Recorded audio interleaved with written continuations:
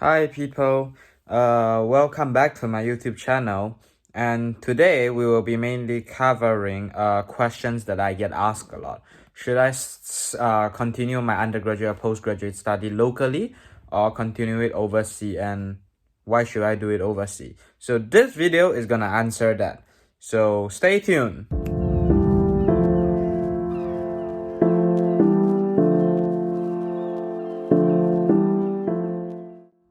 Alright, so first, the advantage, I have realized there are quite a few things, and I would cover all of them here.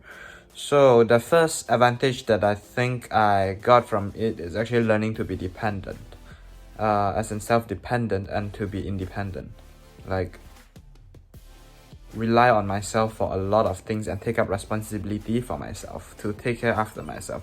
So a lot of people think that, oh, I can get the same to while I'm studying locally, if I just move out of my house and be in the same area. But the difference is that while you're still in the same country, you are actually still kind of very close to people who are comfortable with, and the environment that you are comfortable with, like for example the culture that you are comfortable with. But to be truly independent, you have to kind of force yourself out of that comfort bubble and throw yourself to a complete new environment where you're surrounding yourself with new culture, new people, with all unfamiliar faces, where people you don't know. And I think that is the part where you are starting to push yourself and starting to make yourself realize and fend for yourself and take care of yourself. Because now you know that you're in a complete new environment, and the only person who you can rely on right now is yourself. And I know a lot of us would like to think that we are independent. For example, me, before I come overseas to study, I was thinking that, okay, I'm actually a pretty independent person. I can cook, I can do chores, I can clean up, I can come up with my own schedule and study and do all this so-called independent things. But then when I come over here, I realize being independent is just more than being able to stick to your own timetable that you created for yourself and being able to cook for yourself. Being independent basically just means that you have the ability to take responsibility for every actions you take and every decision you make. And that part is very crucial. For example, when I come over here, when I want to make a purchase on anything, I have to make that decision very clearly, because if I make that decision wrongly, the consequences is going to come at me. For example, I'm going to be out of budget by the end of the month, or I'm overspending my budget at the end of the month. So for every single action I take, I have to do a lot of calculation and a lot of thinking and consideration and comparison before I take an action. I think generally that is the mindset of a lot of, like for example, parents when they're making a purchase. But because we never have to be put on the spot where we have budget constraint and we have to think about so many things, so when we first get exposed to doing that, it is kind of a scary experience, and it could get quite chaotic. And what more, for example, when I'm back in Malaysia, when our family is done with grocery shopping, we are the cashier checking out, my family would be allocating tasks. For example, my mom will be paying, me and my sister will be packing the groceries. But at here, I have to pay and pack the groceries by myself. And at the same time, I also have to review the receipt and check through whether everything is calculated correctly.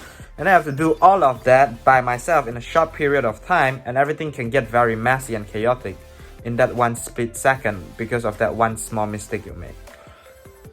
So all of this add up to the part of being independent and being self-dependent when we are out here living alone, because when you have to do all of that by yourself, you get to learn the full perspective of things, and you get to learn something that you never thought you needed to know. But then now that you're living alone, you're like, hey, I actually needed to know this, and now I know because I'm here alone and no one is here to help me, and it's a complete new environment. And the second advantage of all of this thing is it allows me to learn a lot about myself, like my own strength, my own weakness, because when we are out here alone, we are kind of challenging ourselves to new things every day. So while we're challenging ourselves to new things every day, I get to discover and learn something new about myself that I never knew about. For example, I can be a great chef, but at the same time, I can be a bad chef too. It really depends on what I'm cooking.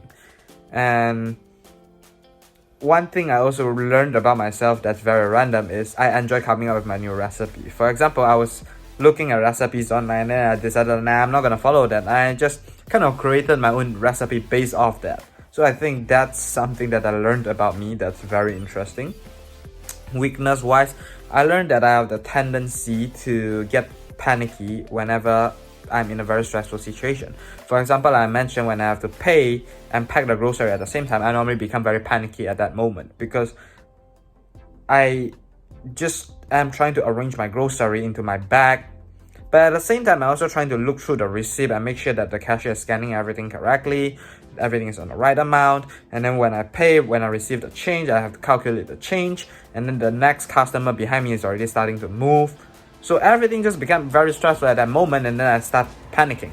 And that's where I start tossing things into my bags in a random order and sometimes accidentally breaking stuff. And now moving on to the disadvantage of generally studying overseas. I think the main disadvantage is just cost wise, because if you compare the cost of studying overseas and at home, at local, you don't have to worry about things such as your visa, your travel fee, when you travel back and forth between your country and the country, and you have a lot of other things to factor in, like for example accommodation, is the utility bill included and stuff. And all of this, other than it's cost consuming, sometimes it's time consuming too, because you have to do a lot of advanced planning. And I don't know if you all will see this as consequences as in the disadvantage or as an advantage, but it requires a lot of detailed planning, and that takes a lot of time. For example, before I go grocery shopping for each week, I have to sit down and think what I'm gonna cook next week. So these are the exact things that I need. I only buy the exact things that I need so that I wouldn't work or overwork my budget. So that part itself is something that's very time consuming, and normally I have to spend an hour of each week trying to sit down and trying to figure it out, these are the list of groceries I need and how should I spend my budget on them. And all of this are just time consuming. And other disadvantage is, sometimes you will get the feeling of homesick, where you will miss things from home. For example, food. For me, a major one is actually food. Like when I'm out here studying, I always think about the food in Malaysia. Sometimes I miss for example, the bak kut teh or nasi lemak sometimes. Generally, a lot of local food, I do miss them, like roti canai sometimes. And a lot of times I also miss families and also the environment, because the environment is very different. For example, here everyone is speaking in Irish or English, and in Malaysia we speak in a variety of language, like we mix everything up together, and the environment is very different. For example, the road crossing over here, everyone is very obedient, and they actually obey the traffic light. And in Malaysia, we don't even obey traffic light. Traffic light is just there for decoration. When we cross the road, we just raise our hand across the road. And all of this difference are things that will make you feel really uncomfortable when you arrive at there at first. You're like, oh my god, I'm so not used to this. Last time I have to do this, and now I have to do this is completely different. I'm not used to this. But at the end of the day, I think it's a good thing, because you are forcing yourself out of that comfort bubble and trying out something that you never thought you would. So at the end of the day, I think it's really good to just step out and explore other cultures, and just take that trip and come and go overseas to study abroad, because you learn a lot of new things about yourself. And despite all the cons that I mentioned, like cost-wise and time-wise, if you can afford or you have been offered the opportunity, then the cost shouldn't be that much of an issue. Whereas time-wise is something that we can always, allocate our timetable, and I think it's more productive to do all this planning than, doing gaming all day. So overall, I think there's not much disadvantage other than, the missing home part, but eventually we kind of also have to leave our home and move out, and the missing home part is going to come in anyway. So I would strongly recommend you to just step out of your comfort zone, pack your bags, look up for a good college or university, send in the application, get accepted, book your flight ticket, get your visa done, fly overseas, and just try to live on yourself.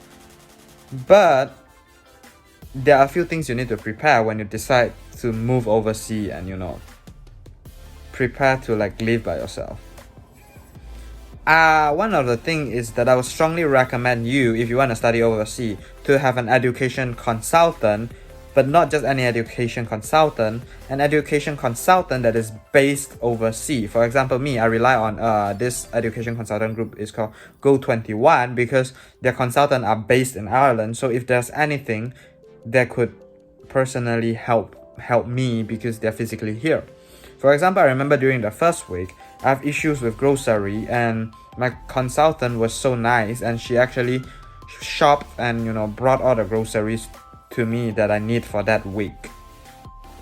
So I think that is very important because you're out there alone. Yes, you kind of have to rely on yourself, but it's good for you to have a local person that you could refer to for advice and for guidance or for any help in emergency cases.